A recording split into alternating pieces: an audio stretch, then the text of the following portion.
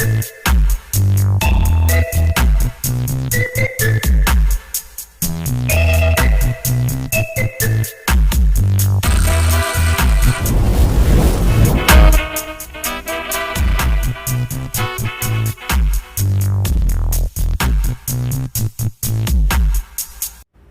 Students, welcome back to our channel accounting vibes.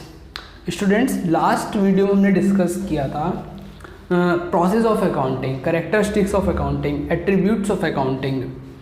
तो basically उसमें हमने क्या पढ़ा था, एक टेक्निक पढ़ी थी। हम रिवाइज कर लेते हैं, फास्ट रिवीजन कर लेते हैं, समराइज कर लेते हैं क्या पढ़ा था। हमने एक टेक्निक पढ़ी थी, एक कोड बनाया था, निमोनिक बनाया था, IMRC किस किस स्टूडेंट को याद है? अच्छा, जिसने वीडियो नहीं देखी है वो इस आई बटन पे क्लिक करके भी देख सकता है वीडियो, और लिंक भी मैं उसका डिस्क्रिप्शन बॉक्स में प्रोवाइड करने वाला हूँ लास्ट वीडियो का। And this is the second part of our class 11th introduction to accounting. So we will be revising this code IMRC क्या मतलब था इसका? Identifying, measuring, recording, classifying, summarising, analysis and communicating. ठीक है, तो इसमें हमने पूरा समझा था। अच्छा, डिटेल वीडियो थी वो, व्हाट इज अकाउंटिंग वाली। So I request everyone to see that video first. And आते हैं इस वीडियो पर। अब क्या करने वाले हैं सर आज क्या पढ़ना है हमको? आज हम पढ़ेंगे, आज मेरा जो टारगेट है, आज मैं चैप्टर 1, जो कि आपका चैप्टर 1 है, इंट्रोडक्शन टू अकाउंटिंग, आज इसको हम कंप्लीट करने वाले हैं। आज हम इंट्रोडक्शन टू अकाउंटिंग जो चैप्टर है, इसको आज कंप्लीट करने वाले हैं, इसकी थ्योरी आज पढ़ने वाले हैं। And from next video we will be discussing the basic terms of accounting. So let's get started. अच्छा, तो लास्ट क्लास में हमने जो पढ़ा था, what is accounting, you can revise from the last video. And so today what we are going to study, सबसे पहले आज हम पढ़ने वाले हैं book keeping and accounting. Last class हमने अकाउंटिंग पढ़ लिया था, आज हम पढ़ने वाले हैं book keeping and accounting. Book keeping और अकाउंटिंग में क्या डिफरेंस है? ठीक है, बुक कीपिंग और अकाउंटिंग क्या होता है, चलो समझते हैं। इसमें ना सबसे इंपॉर्टेंट क्या होगा आपके लिए, सबसे बेसिकली मैंने लास्ट क्लास में भी आपको बताया था, हम कौन सी बुक फॉलो कर रहे हैं। हम फॉलो कर रहे हैं बुक TS ग्रीवाल सर की बुक। एंड मैं आपको रिक्वेस्ट करता हूँ कि आप वही बुक फॉलो करें। DK गोयल सर की बुक भी हम फॉलो कर सकते हैं, वो भी काफ़ी अच्छी बुक है। ये दोनों ही बुक मैं आपको रेफ़र करूँगा, इन दोनों बुक को फॉलो करने के लिए। ठीक है, तो अगर हम बात करते हैं भाई क्या डिफरेंस होगा, बुक कीपिंग क्या है, अकाउंटिंग क्या है। अकाउंटिंग तो हमने लास्ट क्लास में समझ लिया कि क्या होती है, लास्ट वीडियो में हमने समझ लिया अकाउंटिंग होती है। बुक कीपिंग समझते हैं। मैं अगर इसकी डेफिनेशन की बात करूं, बुक कीपिंग की डेफिनेशन है, book keeping is concerned with, लिखते हैं इसको, साथ में लिखो आप इसको, book keeping is concerned with identifying financial transactions,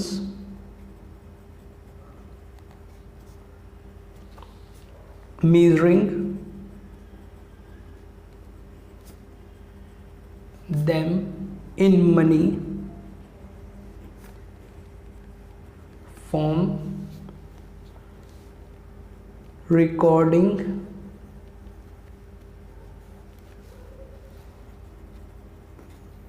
them in the books of accounts।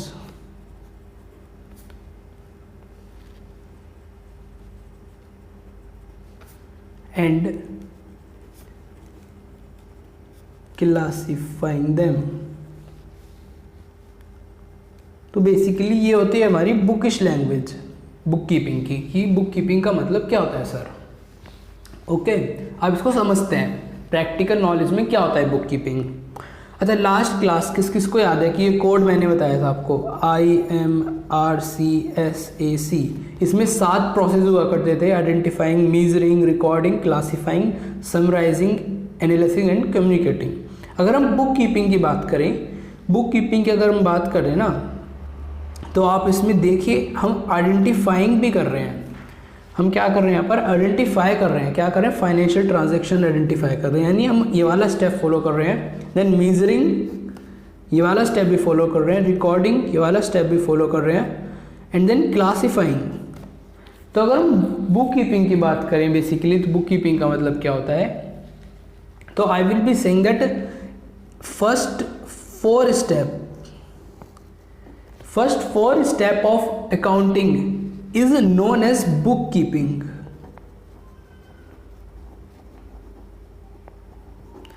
तो फर्स्ट 4 स्टेप जो अकाउंटिंग के होते हैं वो बुक कीपिंग भी कहलाए जा सकते हैं, उनको बुक कीपिंग भी बोला जाता है। तो basically it is the primary step of accounting, we can say it is a primary stage and the objective of the book keeping is to record systematic transaction, is to maintain the record of transaction systematically. It is the routine job in nature. तो आते हैं अब इसके difference पर। Difference देखिए क्या बोलता है। अगर हम डिफरेंस की बुक बात करते हैं बुक कीपिंग अकाउंटिंग की, फर्स्ट इसमें बेसिस है स्कोप। स्कोप में इसमें डेफिनेशन दी गई है, हमको डेफिनेशन में बोला गया है वही जो मैंने डेफिनेशन आपको लिखवाई है। अकाउंटिंग की डेफिनेशन में बोला गया है accounting is concerned with summarising the recorded transaction, interpreting them and communicating the result. Second basis इसमें हमारा stage, it is a primary stage. ठीक है, बुक कीपिंग हमारा प्राइमरी स्टेज होगा, गुड। अकाउंटिंग में आता है it is a secondary stage, सही बात है। As we know it is a primary stage, पहले के 4 स्टेप प्राइमरी स्टेज हो गए and then this is the secondary stage, no problem. इसमें साथ में बोला गया है स्टेज में it begins where book keeping at, तो सही बोला है इसमें। अकाउंटिंग वहाँ पर शुरू होती है जहाँ बुक कीपिंग खत्म होती है, जहाँ हमारी बुक कीपिंग खत्म हो रही है वहाँ से अकाउंटिंग शुरू हो गई है, हमारी बेसिकली अकाउंटिंग होती है। ऑब्जेक्टिव की बात करें हम तो इसमें बोला है the objective of the book keeping is to maintain systematic records of financial transactions.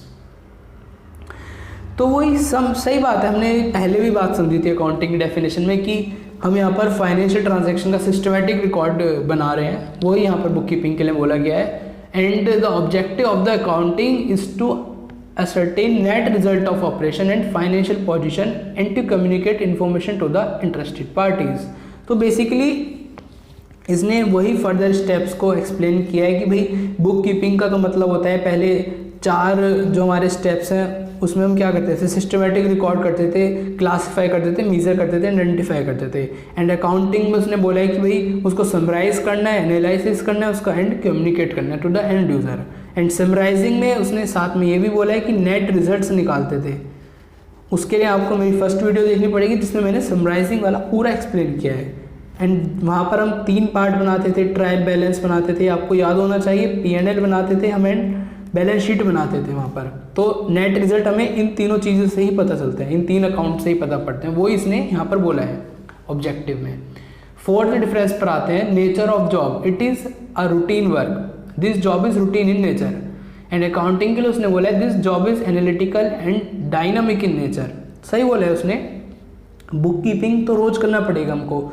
Example अगर हम लेते हैं कि डेली बेस पे ट्रांजैक्शन होती हैं, ट्रांजैक्शन जो होती है हमारी बिजनेस में डेली होती है, कभी सेल कभी परचेज, कभी सेल कभी परचेज, कभी सेल कभी परचेज। अगर उसको हम डेली बेस पर जर्नल में रिकॉर्ड नहीं करेंगे, जर्नल बताया था ना, मैंने याद है आपको जर्नल बताया था, तो जर्नल में उसको हम डेली बेस पर डेट वाइज रिकॉर्ड नहीं करेंगे तो हमें नहीं पता चलेगा कि कौन सी ट्रांजैक्शन कब हुई थी।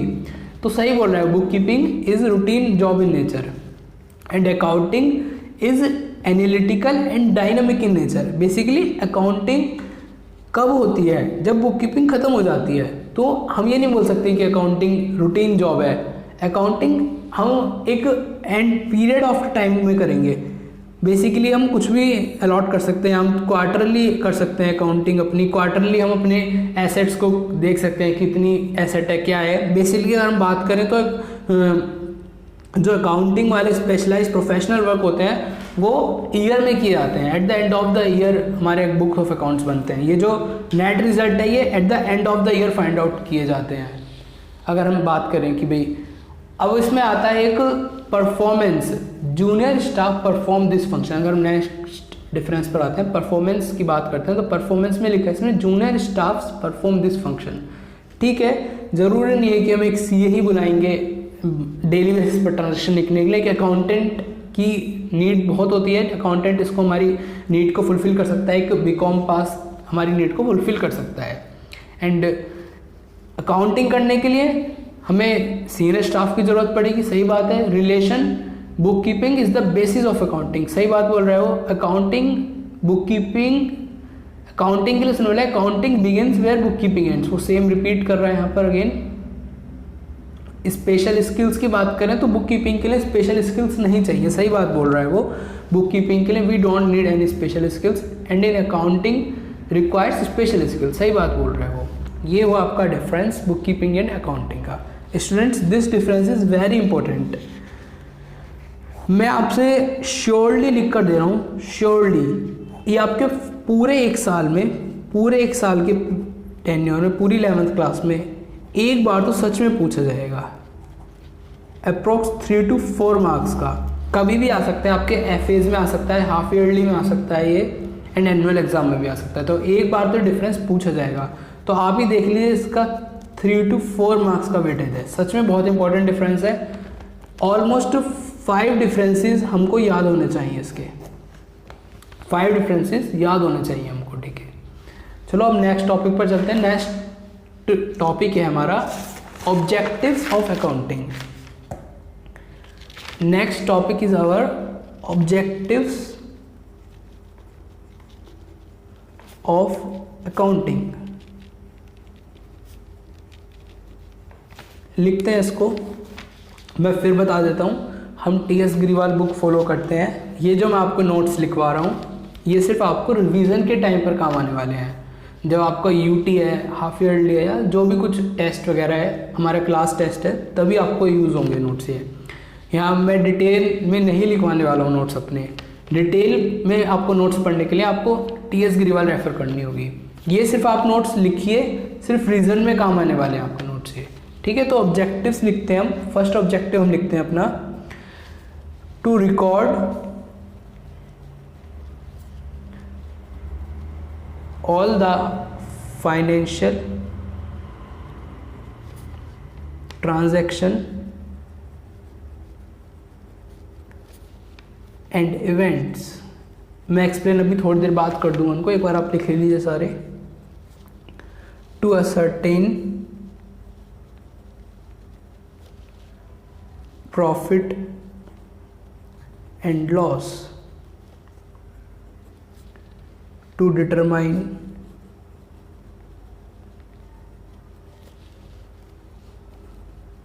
financial position,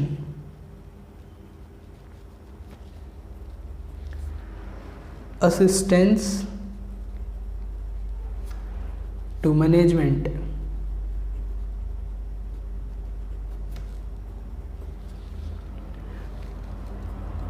to provide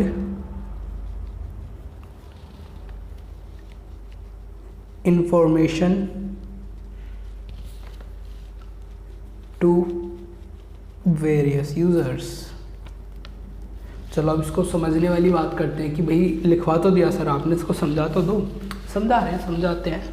देखो ये बोल रहा है to record all the financial transaction and event. ये तो मुझे लगता है आप लोगों को क्लियर होगा, ऑलरेडी हम इस पर अच्छी खासी डिस्कशन कर चुके हैं। To ascertain profit and loss, जब हम अकाउंटिंग करते हैं तभी हमको अपने नेट रिजल्ट्स पता चलते हैं। हम ट्रायल बैलेंस बनाते हैं, पीएनएल बनाते हैं, बैलेंस शीट बनाते हैं, तभी हमें समराइजिंग वाले पार्ट से आपको याद आना चाहिए। समराइजिंग वाला एस वाला पार्ट जो था ये आपको माइंड में आ जाना चाहिए। यहाँ पर हम 3 चीज़ बनाते थे, तो वहीं से हमें अपने प्रॉफिट एंड लॉस पता पड़ते हैं। To determine financial position, financial position का मतलब बेसिकली बैलेंस शीट बनाना। बैलेंस शीट से हमें क्या पता पड़ता है, एसेट एंड लाइबिलिटीज़ के बैलेंसेस, तो ये भी पता होना ज़रूरी है। फाइनेंशियल पोजीशन बोलते हैं, ये अकाउंटिंग से ही पता चल सकता है हमको। असिस्टेंस टू मैनेजमेंट, मैनेजमेंट को हेल्प करता है, ये सही बात है। ये सच में बहुत इंपॉर्टेंट है ऑब्जेक्टिव इसका। असिस्टेंस टू मैनेजमेंट, मैनेजमेंट के लिए तो नीड है ही अकाउंटिंग की, सबसे पहली नीड अकाउंटिंग की मैनेजमेंट को ही है। वो हमेशा इंटरेस्टेड रहेगा अपना प्रॉफिट पता लगाने के लिए, वो हमेशा इंटरेस्टेड रहेगा अपनी सेल्स पता करने के लिए, वो हमेशा इंटरेस्टेड रहेगा मैनेजमेंट वाले कितना परचेज किया, कितना सेल किया, ठीक है। And also it provide information to other users आज हम इस वीडियो में या नेक्स्ट वीडियो में हम डिटेल में पढ़ने वाले हैं यूज़र्स कौन होते हैं, ठीक है। अब हम पढ़ते हैं एडवांटेजेस ऑफ अकाउंटिंग। मैं फिर से बोल रहा हूँ, ये नोट सिर्फ रिवीजन के लिए यूज़फुल है। रिवीजन करने के लिए आपको इन्हीं नोट से रिवीजन करना है एंड डिटेल में समझने के लिए, डिटेल में पढ़ने के लिए इनको यू हैव टू फॉलो तरीक़ात, ठीक है। लिखते हैं, फर्स्ट लिखते हैं इसमें financial information, what are the advantages of accounting हमसे पूछे तो उसमें लिखेंगे हम financial information about business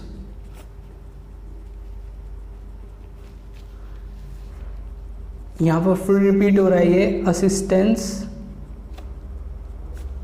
to management, इसीलिए मैंने उसको ऊपर इम्पोर्टेंट बोला था। Third is replaces memory. Fourth is facilitates comparative study. अभी हम समझेंगे, अभी आप लिख लीजिए इसको, सिर्फ अभी हम अच्छे से समझने वाले हैं इसको, किसका मीनिंग क्या है। देन आप लिखिए help in raising loans. Then आप लिखिए एविडेंस इन कोर्ट, ठीक है। तो समझते हैं इसको। एडवांटेजेस अगर हमसे कोई पूछे तो मैक्सिमम 4 to 5 एडवांटेजेस हमसे पूछे जा सकते हैं एग्जाम में। उसके लिए ये सबसे अच्छे एडवांटेजेस जो मैंने आपको बताई हैं। लास्ट शुरू करते हैं, एविडेंस इन कोर्ट। अकाउंटिंग हमारा ना एविडेंस होती है कोर्ट में। बेसिकली बुक्स ऑफ अकाउंट्स जो होती हैं हमारी, जो हम बुक्स ऑफ अकाउंट्स प्रिपेयर करते हैं वो एविडेंस होती हैं कोर्ट में, ठीक है। ये बुक अच्छी नहीं बनी वैसे, जो हम बुक्स ऑफ अकाउंट्स बनाते हैं ये एविडेंस इन कोर्ट होती है। बेसिकली इसमें कोर्ट के आगे रखा जाता है क्या, और ये प्रूफ होती है ट्रांजैक्शन का कि हाँ इस दिन हमारी सेल हुई थी, इस दिन हमारी परचेज हुई थी, ये कोर्ट में एविडेंस मानी जाती है। हेल्प्स इन रेजिंग लोन में कैसे रेज करेंगे, जब हम कोई बिजनेसमैन बैंक के पास जाता है, बैंक मैनेजर के पास जाता है, तो बैंक मैनेजर उससे मांगता है कि अपना फाइनेंशियल डाटा दिखाओ भाई, ऐसे कैसे लोन दे दूँ मैं आपको। ये गया इसके पास, ये बोला सर 5 करोड़ का लोन दे दो मेरे को। ये बोलेगा ऐसे कैसे दे दूँ, अपना कुछ दिखाओ तो सही, कितना प्रॉफिट हुआ है, क्या हुआ है। तो उसके लिए ये बिजनेसमैन जो होता है ये इसके पास जाता है और फाइनेंशियल स्टेटमेंट्स लेके जाता है अपने, बोलता है सर देखिए मेरे पास इतना प्रॉफिट हुआ है और ये मेरा इंक्रीमेंट रहता है प्रॉफिट में पर ईयर, इसके बेसिस पर आप मेरे को लोन दीजिए, ठीक है। तो इसलिए हेल्प्स इन रेजिंग लोन होती है accounting. Facilitates comparative study. Comparative study हम पढ़ेंगे, इसमें 2 तरह की कंपैरेटिव स्टडी होती है। एक तो होती है इंट्रा फर्म, एक होती है इसमें inter firm. Basically intra firm होती है अपने 2 अकाउंटिंग ईयर के, basically comparison of 2 accounting year, and inter firm comparing 2 firms. Basically जब किसी 2 फर्म की बुक्स को हम कंपेयर करते हैं तो उसको बोलते हैं inter firm comparison, and intra firm मतलब अपने ही 2 किसी फाइनेंशियल ईयर की कंपैरिजन करते हैं तो उसको बोलते हैं इंट्रा फर्म कंपैरिजन। तो ये कंपैरेटिव स्टडी करने में हमारी हेल्प करती है। Replaces memory. भाई अगर हम अकाउंटिंग नहीं करेंगे तो आप ही बताइए कि हम जो काफ़ी सारी ट्रांजैक्शन होती है हमारी डे टू डे बेसिस पर, उनको कैसे याद रखेंगे, उन ट्रांजैक्शन को कैसे, कभी सेल कभी परचेज होती है, उनको याद नहीं रख सकते अगर उनको जर्नल में रिकॉर्ड नहीं करेंगे। असिस्टेंस टू मैनेजमेंट को हेल्प करती है। फाइनेंशियल इन्फॉर्मेशन अबाउट बिजनेस की फाइनेंशियल इन्फॉर्मेशन बताती है। ये वही ऊपर वाले 2 हो सकते हैं, इनको 2 यहाँ लिखने वाले हैं, ये सेम होते हैं यहाँ पर, और ये काफ़ी इंपॉर्टेंट है हमारे ऑब्जेक्टिव और एडवांटेजेस ऑफ अकाउंटिंग, ठीक है। अब हम नेक्स्ट आते हैं लिमिटेशंस ऑफ अकाउंटिंग पर।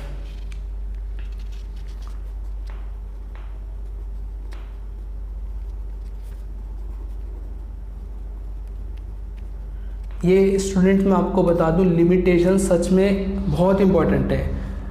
एक लिमिटेशन तो आपको पूछेगा ही पूछेगा। 1 मार्क्स से आपके 3 मार्क्स तक के लिए लिमिटेशंस इंपॉर्टेंट होती हैं। पूरे साल में एक ना एक बार तो ये पूछ लेगा लिमिटेशन। चलो लिखते हैं लिमिटेशंस। फर्स्ट इसमें आती है हमारी window dressing.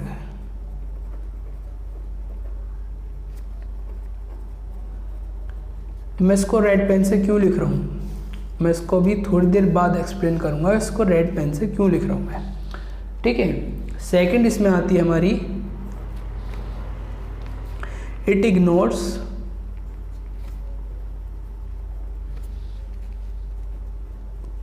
Qualitative aspects. Third आता है इसमें हमारा it ignores price level changes. Fourth आता है इसमें हमारा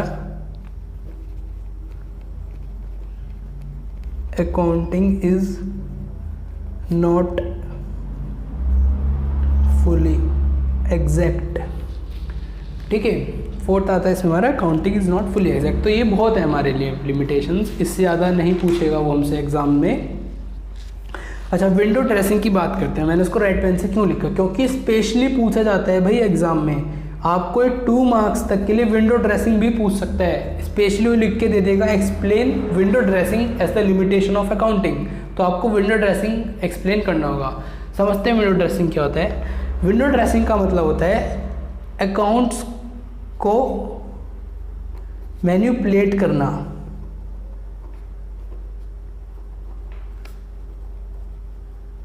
अकाउंट्स को मैनिपुलेट करना, वाइचुअल फैक्ट्स को हाइड करना, जो हकीकत है उसको ढक देना, उसको छुपाना। एग्जाम्पल मैं इसका लेता हूँ। एज्यूम हमारा प्रॉफिट 50,000 का हुआ था, बट इस बिजनेसमैन को, ए बिजनेसमैन था, मिस्टर ए थे हमारे, इनको अच्छा नहीं लग रहा था ये प्रॉफिट। इन्होंने कहा अपने प्रोफेशनल्स से कि इसको इंक्रीज़ कर दो, आप बुक्स में कुछ ऐसा हेर फेर करो और इसको इंक्रीज़ कर दो, इसको हेर फेर करके 80,000 कर दो। तो ये होता है इसका मतलब विंडो ड्रेसिंग करना। हम कुछ फैक्ट्स हाइड कर देंगे और अपने प्रॉफिट को इंक्रीज़ कर देंगे, इसको बोलते हैं window dressing. It ignores qualitative aspects. Basically qualitative aspects की अगर मैं बात करूँ, इसका मतलब होता है जैसे एम्प्लॉयज़ हमारे अच्छे हैं या बुरे हैं, वो चीज़ ये हाइड करता है बेसिकली। एज्यूम करो कि हमारे फर्म में 3 एम्प्लॉयज़ हैं, 3 एम्प्लॉयज़ तीनों लेट हैं, लेट लतीफ़ हैं तीनों। सुबह 10 बजे का टाइम होता है फर्म खुलने का, ऑफिस खुलने का, वो आते हैं 12 बजे। तो उनकी वजह से आप ही सोचिए प्रोडक्शन में कुछ ना कुछ कमी आएगी, कहीं ना कहीं तो इफेक्ट डालेंगे ना मेरे प्रॉफिट पर वो तीनों एम्प्लॉयज़। 101% वो इफेक्ट डालेंगे मेरे प्रॉफिट पर, कहीं ना कहीं मेरी प्रोडक्टिविटी कम होगी। तो ये चीज़ अकाउंट कहीं मेंशन नहीं करती, वो इग्नोर करती है इस चीज़ को, क्वालिटेटिव एस्पेक्ट्स को वो इग्नोर करती है। कई बार विंडो ड्रेसिंग होती है, मैंने फर्स्ट वीडियो में एक्सप्लेन किया था कि विंडो ड्रेसिंग क्या होती है। कई कस्टमर आते हैं डेली बेसिस पर शॉप पर, वो गुड्स परचेज नहीं करते, तो अकाउंट्स में ये चीज़ें नहीं लिखी जाती, बट ये टाइम रिसोर्सेज वेस्ट करती हैं बिजनेसमैन का, ठीक है। It ignores price level changes. हम इसमें एक एग्जांपल एज्यूम करेंगे। एज्यूम करो 2013 में मिस्टर ए ने एक मशीनरी परचेज करी एंड वो थी 2 लाख रुपए की, ठीक है। अब आ गया 2020, ये मशीनरी की प्राइस, मशीनरी ने, इसको एज्यूम करो लैंड परचेज करी थी, ठीक है, बिजनेस यूज़ के लिए, और इस लैंड की प्राइस अब हो गई 3 लाख रुपए, ठीक है। इस लैंड की प्राइस इंक्रीज हो चुकी है 3 लाख रुपीज़। तो आप बताइए बुक्स में क्या लिखना चाहिए हमको, 2 लाख या 3 लाख? हाँ, ठीक है। तो बुक्स में हमको लिखना चाहिए 2 लाख। तो यही बोलना चाह रहा है, वो इग्नोर करता है प्राइस लेवल चेंज। प्राइस तो इंक्रीज हो रहे हैं बट वो इग्नोर कर देता है इस चीज़ को। अकाउंटिंग बोलेगा कि नहीं, हम तो बुक्स में भी 2 लाख की मशीन, 2 लाख की अपनी लैंड लिखेंगे। Account is not fully exact. इसमें बेसिकली होता है कि हम काफ़ी सारे अजम्पशन बेसिस पर वर्क करते हैं, हम अजम्पशन बेसिस पर वर्क करते हैं, काफ़ी सारे प्रोविजंस बनाते हैं हम इसमें अकाउंट्स में, तो सब अजम्पशन बेसिस पे होता है। कंटिजेंट होते हैं सब, कंटिजेंट यूज़ करते हैं हम प्रोविजंस, ठीक है। तो फिक्स्ड नहीं होते, इसलिए एग्जैक्ट नहीं है। काफ़ी सारी चीज़ों की वजह से हमारा लॉस की तरफ चले जाते हैं, ठीक है। सो आई होप कि आप लोगों को ये इंट्रोडक्शन टू अकाउंटिंग चैप्टर है ये पूरा समझ आया होगा। Still if you face any problem in this chapter you can comment in comment box, and also you can join our WhatsApp group. We have created the WhatsApp group and the link of that WhatsApp group I will be provided in the description box. What we are doing in that WhatsApp group, we are uploading PDF and videos daily basis. So I request all of you to join our WhatsApp group, and the link of that WhatsApp group I will be providing in the description box. Thanks for watching the video.